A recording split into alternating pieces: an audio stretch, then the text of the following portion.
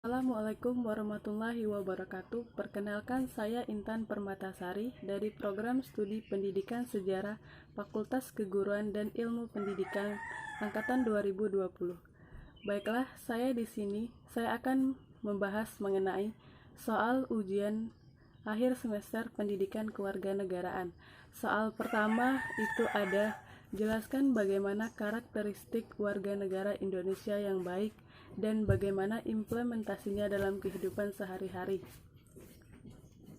Untuk menjadi warga negara yang baik harus memiliki karakteristik, yaitu sikap yang religius, jujur, toleransi, semangat kebangsaan, cinta tanah air, peduli terhadap sesama, serta bertanggung jawab. Bentuk implementasinya dalam kehidupan sehari-hari yaitu sikap saling menghormati terhadap perbedaan orang lain, baik itu dalam segi agama maupun dari segi usia. Yang kedua yaitu bicara apa adanya sesuai dengan fakta apabila ada seseorang yang bertanya sesuatu kepada kita, serta mau mengakui kesalahan. Soal kedua, apa yang dimaksud dengan identitas nasional, dan jelaskan unsur-unsur pembentuk identitas nasional. Identitas nasional adalah suatu jati diri suatu bangsa, yang mana merupakan suatu kumpulan nilai-nilai budaya yang tumbuh dan berkembang pada macam-macam aspek kehidupan, baik dari ratusan suku atau budaya yang ada dihimpun menjadi satu kesatuan. Unsur-unsur pembentuk identitas nasional itu ada 4. Yang pertama, suku bangsa. Suku bangsa adalah satu golongan sosial yang bersifat askriptif, yakni dibawa sejak lahir. Artinya, individu memilikinya sejak lahir dan tidak mampu untuk memilih mereka ingin berada di suku mana. Yang kedua itu ada agama. Agama adalah suatu golongan sosial yang klasifikasinya berdasarkan aliran kepercayaan yang dianut oleh individu masing-masing. Yang ketiga ada kebudayaan. Kebudayaan merupakan suatu pedoman atau rujukan bagaimana manusia bisa menghadapi keadaan lingkungan sekitar guna untuk bertahan hidup. Budaya menjadi salah satu faktor penting akan pembentukan identitas nasional. Yang keempat ada bahasa. Bahasa merupakan unsur pembentuk identitas nasional yang berikutnya. Bahasa merupakan simbol atau lambang secara verbal. Bahasa digunakan sebagai sarana komunikasi antar manusia satu dengan yang lainnya. Soal ketiga, bagaimana cara mempertahankan NKRI dari disintegrasi bangsa?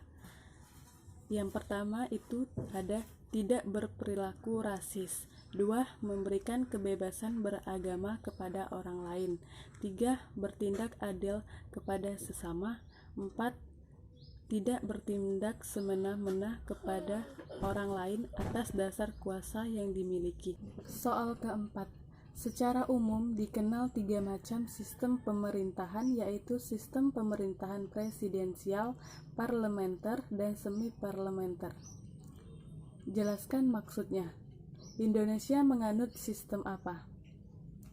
Sistem pemerintahan presidensial adalah sistem negara yang dipimpin oleh presiden. Presiden adalah kepala negara sekaligus kepala pemerintahan. Presiden dan wakil presiden dipilih secara langsung oleh rakyat melalui pemilihan umum atau pemilu. Sistem pemerintahan parlementer. Dalam sistem ini, presiden adalah seorang kepala negara atau sebagai simbol negara, sedangkan kepala pemerintahan dipegang oleh seorang perdana menteri. Perdana menteri bertanggung jawab kepada parlemen, artinya parlemen memiliki peranan yang besar terhadap eksekutif.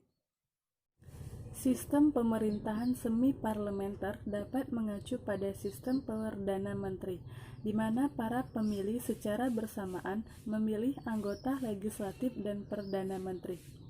Sistem pemerintahan yang ada di negara Indonesia adalah sistem pemerintahan presidensial, sebab pemerintahan presidensial sesuai dengan sistem demokrasi Pancasila dan budaya politik yang dianut oleh negara Indonesia.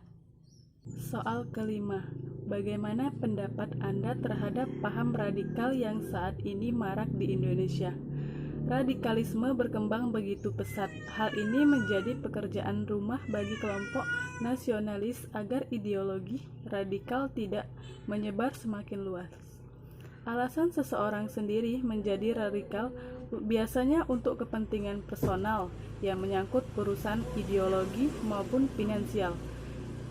Kelompok radikal bisa menyebar luas dengan janji-janji kebutuhan finansial yang mencukupi. Selain itu, orang juga bisa tertarik dengan radikalisme karena ada propaganda politik yang menarik. Hal yang bisa dilakukan untuk memendung maraknya radikalisme yaitu dengan cara menumbuhkan sikap toleransi terhadap sesama, menjaga persatuan dan kesatuan yang telah termaktub dalam Pancasila, serta tidak menjadikan perbedaan menjadi sumber konflik. Hal ke-6.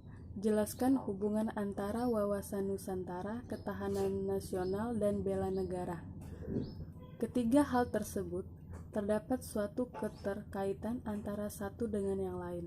Wawasan Nusantara yang merupakan suatu kesamaan pandangan suatu bangsa mengenal diri dan lingkungannya yang menjadi dasar pemikiran seluruh warga negara Indonesia. Tujuannya agar dapat terbentuk ketahanan nasional yang kuat pada bangsa tersebut yang didasari kesamaan jati diri, bangsa, dan lingkungannya. Dengan hal tersebut pun akan muncul rasa cinta tanah air serta rela berkorban bagi nusa dan bangsa. Sekian dan terima kasih. Wassalamualaikum warahmatullahi wabarakatuh.